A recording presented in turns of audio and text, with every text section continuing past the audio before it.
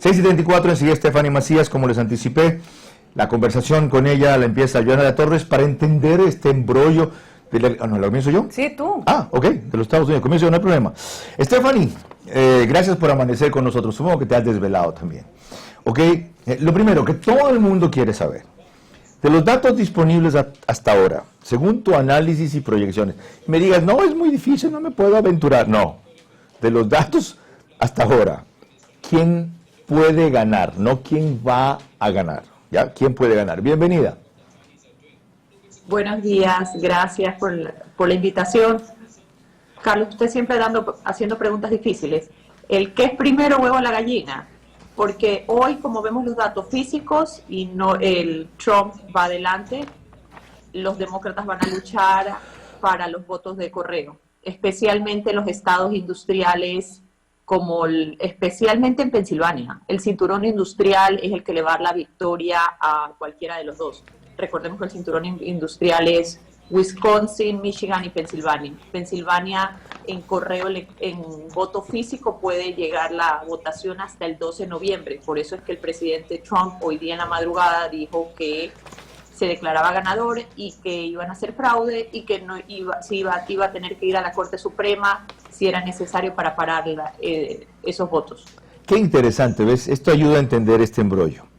Ya, porque nos decía hace un rato Anderson Boscan que cada estado tiene su propia regulación respecto a en qué orden procesa los votos, pero para mí es novedad que Pensilvania pueda recibir hasta el 12 de noviembre votos físicos, como tú dices. ¿Qué es eso? O sea, ¿votos por correo? Sí, cada estado tiene su regulación. Habían estados en los cuales solo se iban a recibir hasta el día de la elección, el día que físicamente llegaba la papeleta tenía que ser el día de la elección. Hay otros estados en los cuales si tu voto muestra que tú enviaste tu voto el día de la elección, eso significa que tú lo enviaste el día de ayer, 3 de noviembre, hasta que llega a tu estado, igual te lo recetan porque tú votaste el día de la elección. ¿Qué es lo correcto? Me parece a mí esto segundo. Lo último está fuera de tiempo simplemente, y es más, puede ser un factor que se induzca para o afirmar una tendencia o cambiarla. Sí, pero dentro del correo, dentro de toda la votación de correo, hemos visto que favorece a los demócratas y lo que se venía hablando de el físico favorece a Trump. Ok, tú mencionas el cinturón industrial. Pensilvania, hasta los últimos datos de esta madrugada, era 56-67 Trump, 42-14 Biden. Michigan era 53-65 Trump, 44-73 Biden. Y Wisconsin, 51-15 Trump, 47.34% Biden. Si se confirman estos liderazgos, ¿eso le da para remontar la diferencia con la que amanecimos?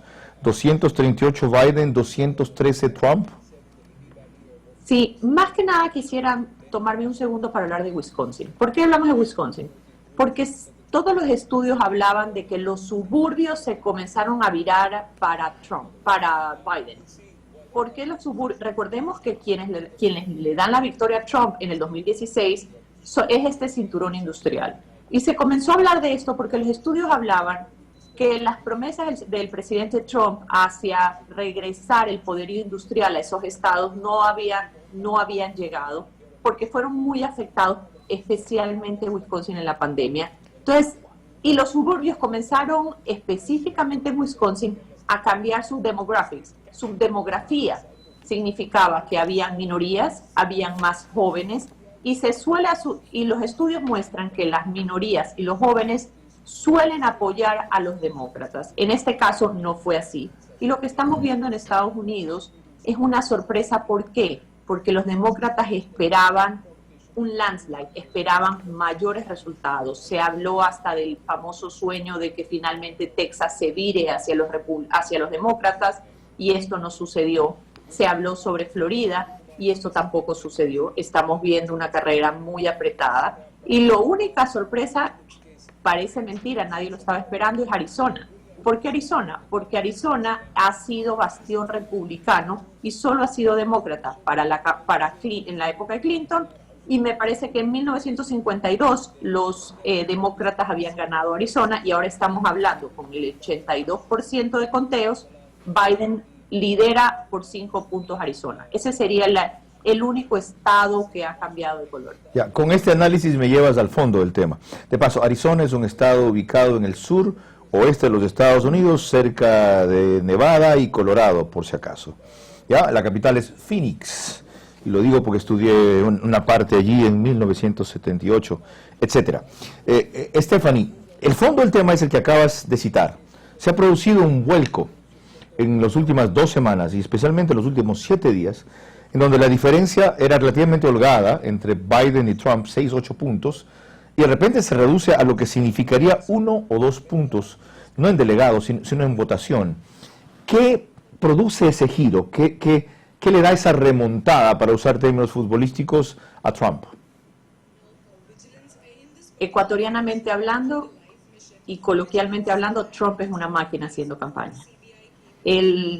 Cuando un poco habíamos visto una campaña de Trump bastante cuidando sus formas dentro de lo que se puede, y de repente después del segundo debate lo liberaron y lo hicieron recorrer y llegaron a los puntos en los cuales, en los distritos específicos y los precintos en los cuales sabían que estaban débiles, y fue Trump y fue su familia y fue su hija Ivanka y fue su esposa, y se activó una campaña muy fuerte. Y recordemos, y esto es importante, en mi opinión, hay un antes y un después de la activación y la maquinaria, no quisiera decir maquinaria, el engranaje comunicacional de los grupos conservadores como son los evangélicos y los cristianos, después del appointment de Susan para la Suprema Corte. De la jueza. Porque el análisis era un poco que los conservadores estaban un poco distanciados de Trump, sentían que sus formas y sus fondos no iban de la mano, pero el momento en que Trump logra poner en la Corte Suprema un voto conservador, en reemplazo a la señora Ruth Bader, que había fallecido, se activa todo este engranaje comunicacional, que recordemos que en Estados Unidos los evangélicos y los cristianos tienen unas bases muy grandes y un contacto no solo telefónico, sino un one-to-one importante. Qué importante. Y algunos analistas dicen que eso fue uno de los grandes cataclismos de un antes y un después de la campaña. Qué importante para entender el fenómeno que está dando. Y una última cosa antes de seguir con Yolanda Torres. 6:42, estamos con Stephanie Macías, por si acaso, estratega política, quien es analista electoral también, una gran conocedora del sistema político y de elecciones de los Estados Unidos. Tú que te mueves en ese mundo, ¿quién ha sido el genio de la campaña? ¿Quién se dio cuenta de esta cuestión? Sé que hay varios, casi digo algo que no debía decir. Hay un latinoamericano que fue reclutado para la campaña de Trump en el último mes solo para trabajar el voto latino. De paso, esto es confidencial, casi se me sale. Pero ¿quién es el genio allí? Así como tuvo uno en su época Clinton. ¿Quién es el estratega allí? Dicen muchos que Jared Leto, el yerno, la primera campaña, le contábamos me parece que en la entrevista anterior, una anécdota, que dicen que cuando llegó la primera campaña Trump, Jared Leto, el yerno del esposo de Ivanka, llegó con unos, como ellos les dicen los geeks, unos nerds, y se encerró en un cuarto por 48 horas, y la campaña seguía. 48 horas después, Jared sale con su mapa y dice: estamos haciendo todo mal, vamos a ir a este. Y tú me dijo, pobrecito, él no sabe. Y resultó que esos eran los precintos y los distritos en los cuales había un turnout y se podían virar la elección, y así fue. Entonces ganó lo que ahora ya se venía ya hablando en política del microtargeting, logró que Trump ganara como no se esperó versus Hillary Clinton. Ok, se escribe Jared con doble R, J-A-R-R-E-D, Leto, L-E-T-T-O. No, Jared, no.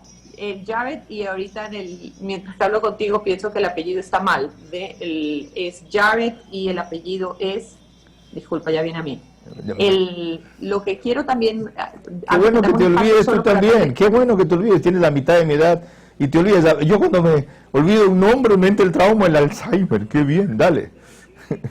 No, pero lo que también tenemos que hablar, porque es importante para nosotros como latinoamericanos, es que de llegarse a confirmar un poco que el Trump gana, se desmitifica el voto de bloque de los latinoamericanos, del voto latino y el voto hispano. ¿Por qué esto es importante? Porque antes hablamos de que los hispanos votan, los cubanoamericanos votan por republicanos y los latinos votan por demócratas. Ese ha sido un poco el mito de siempre, la muletilla de los latinos votan, los hispanoamericanos votan en bloque. Y estas elecciones se ha demostrado que no es así. Recordemos que Biden en el último debate hace un ofrecimiento y dice que en los primeros 100 días de su gobierno generaría una reforma migratoria para la inclusión de millones de jóvenes indocumentados latinoamericanos. A pesar de esto, se está hablando que Biden no obtiene la mayoría de los votos latinoamericanos. Y en este caso específico, Florida. ¿Por qué hablamos de Florida y de los hispanos? Porque normalmente en Florida, de nuevo, los cubanos siempre han votado por republicanos, y de ahí Miami-Dade, que es un condado, tendía a ser demócrata.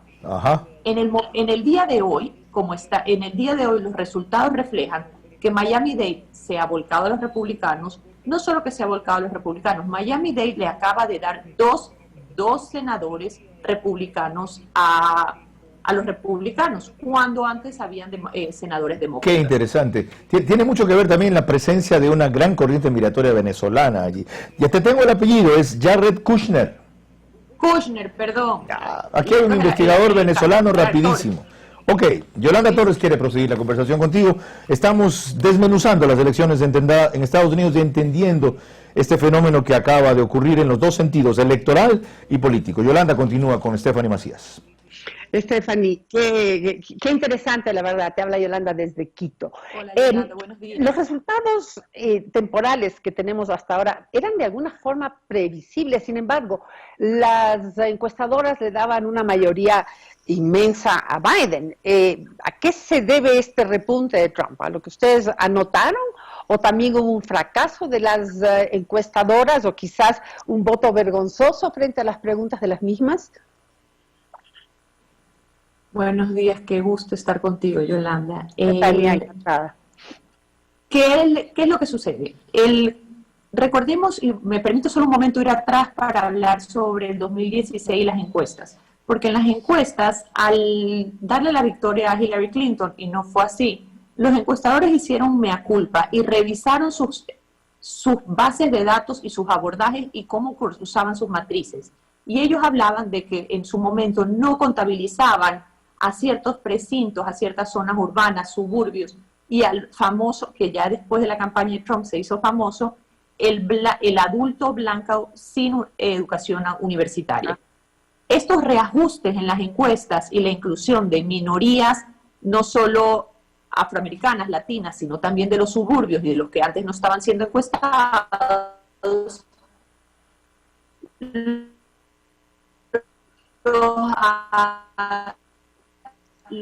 en este caso todavía no podemos decir que han fallado las encuestas. Lo que sí podemos ver es que los últimos 15 días la activación de la campaña de Trump ha dado los resultados que ellos esperaban. Ok, se cortó ahí un rato, no sé si puedes repetir esta última parte, tuvimos problemas con la transmisión. Perdón, hablábamos de que los encuestadores habían identificado ciertas falencias en su encuesta, especialmente en los suburbios y en lo que ahora ya es famoso, que se habla de los adultos blancos no educados universitarios, donde en las encuestas nacionales no los incluían. Y ahora sí los incluyeron. Pero de todas maneras, la diferencia que las encuestas arrojaban a favor de Biden era mucho mayor de lo que estamos viendo en este momento. Más bien, quienes manejaban Big Data le daba una diferencia menor a Biden sobre Trump, ¿no? Ustedes hablaban sobre los grupos hispanos y tanto tú como nuestro anterior invitado, Anderson Boscan, coinciden en que ya no es ese voto unificado, no se puede hablar de un grupo que vota específicamente, o sea, igual. Y también podría tener que ver con que los hispanos ya tienen muchas generaciones, familias de generaciones de edad, o sea, muchos se han incorporado al sistema norteamericano. Ahora, ¿cuáles son los principales temas por los cuales tanto los hispanos como los white collar que llaman, ¿no? Acudieron a votar por Trump? ¿Cuál es el tema principal? Quizás el económico, el empleo, el trabajo, no sé, te pregunto. Yo lo sugiero. En este momento tenemos que hablar de diferentes bloques de minorías, en especial los latinos, los hispanos ya se dividen en bloques. El bloque cubano, de los venezolanos, especialmente en la Florida, donde la campaña de Trump se manejó con terminología muy cercana. Se hablaba, recordemos que para nosotros el término castrochavista es un término que nos es familiar. Los republicanos comenzaron a usar esa terminología en Florida y vimos los resultados. De ahí podemos ver que los números hablan de un unemployment. Había un bloque, un porcentaje importante de latinos que tenían trabajo. Los índices de desempleo en los latinoamericanos y en los hispanos era inferior al de muchas minorías. Esto, por supuesto, ha beneficiado a Trump. Pero también hablamos de grupos de primera, segunda y tercera generación. Los de tercera generación ya sienten su sentido de pertenencia y se ven como americanos. Entonces ya hablan sobre seguro social, sobre trabajo, sobre impuestos. Segunda generación todavía no está todos regularizados y conocen a familias no regularizadas, pero ellos ya tienen y acceden al sistema social y a la educación. Y de nuevo, la primera generación o los recién llegados anhelan por una regularización, y especialmente en el caso de Trump hemos visto y recordamos las imágenes de la separación de hijos y padres, recordamos lo que le hablaba sobre las cárceles, lo que les decían coloquialmente las cárceles de niños, y cómo reforzó los sistemas migratorios, especialmente en las fronteras. ¿Cuándo se cierran oficialmente los escrutinios? Los escrutinios normalmente se cerraron ayer, pero la contabilización suele depender por estado, pero normalmente es 1 o 2 semanas después. Tienes razón, es la contabilización, 1 o 2 semanas después. ¿Qué puede pasar en este tiempo? 100 millones de personas hicieron el voto anticipado. Trump, mientras tanto, no puedo decir que amenaza, anticipa que va a sacar ejércitos de abogados y que él va a cuestionar esto. ¿Puede haber debido a la polarización en Estados Unidos en estas elecciones, puede haber revueltas o puede haber algún tipo de violencia derivado de este tiempo en donde va a haber incertidumbre? De hecho, se espera que eso sucediese al punto en el cual New York Times sacó un estudio en el cual 76% de los encuestados sentían inseguridad y sentían un poco de preocupación por la institucionalidad de la democracia. Hemos visto en diferentes reportajes como Washington, Pensilvania, California, amanecieron con sus comercios puestos estos plywood enormes para proteger de lo que se supone pudiese ser las protestas. Es lo esperado. Recordemos, y es importante, Estados Unidos no cuenta con un Consejo Nacional Electoral como muchos de los países que conocemos. Al no tener un ente rector como en muchos países, la querella va hacia la parte legal. Te toca si el presidente Trump o Biden tuviese algún malestar o una queja, toca ir a la parte judicial. Por eso es que escuchamos que el presidente Trump dice, iré a la Corte Suprema. Le tocará la Corte Suprema del Estado y de ahí la Corte Suprema Nacional, frente a la ausencia de un Consejo Nacional Electoral. Interesante. Finalmente, ¿qué pasa si hay un pedido para un recuento? Creo que estamos hablando de 130 millones de votos.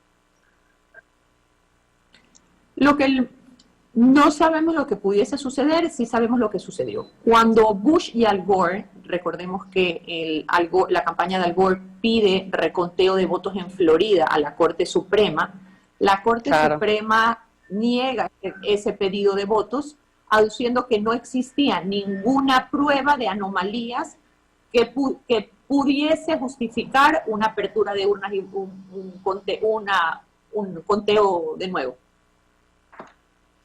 Muy bien, o sea que no es tan fácil, no es que una parte pide el reconteo de votos y se le otorga. Además me imagino que en este estado federal será también por estados que se acepte ese reconteo o no. Y ahora que existe la nueva jueza conservadora, hay mucha gente que dice que se generan dudas razonables, porque entonces ahora cuando Trump haga el reconteo y vaya a la Corte Suprema, tendrá mayores votos. Eso es un camino largo por caminar todavía. Muchas gracias, Estefanía, por mi parte. Vamos contigo, con Carlos Vera desde Guayaquil. Stephanie, para una última cuestión. Si se da este proceso de impugnación de resultados, institucionalmente entiendo que Trump debe acudir a la Corte Suprema, y como él tiene mayoría allí, ¿cabe suponer que sería atendido favorablemente? Es hilar muy fino. Para llegar allí tienes que primero pasar por la Corte Suprema local, de ahí pasas a la Corte Suprema nacional. Veamos qué sucede, porque al final del día sí creo que el battleground va a ser a Pensilvania, y siempre se habló de Pensilvania. ¿Por qué? Porque pudiese ser que los votos físicos den la victoria a Trump y los votos por correo den la victoria a Biden. No me quisiera adelantar porque creo que hay mucha tela todavía por cortar. Ok, ¿te podemos molestar otra vez mañana? Encantada. Ok, 6:56. La claridad de Stephanie Macías y la versación en el sistema son fundamentales para entender didácticamente. Ella habla como que te está dando clases, ¿ya? Responde así lo que está pasando en los Estados Unidos.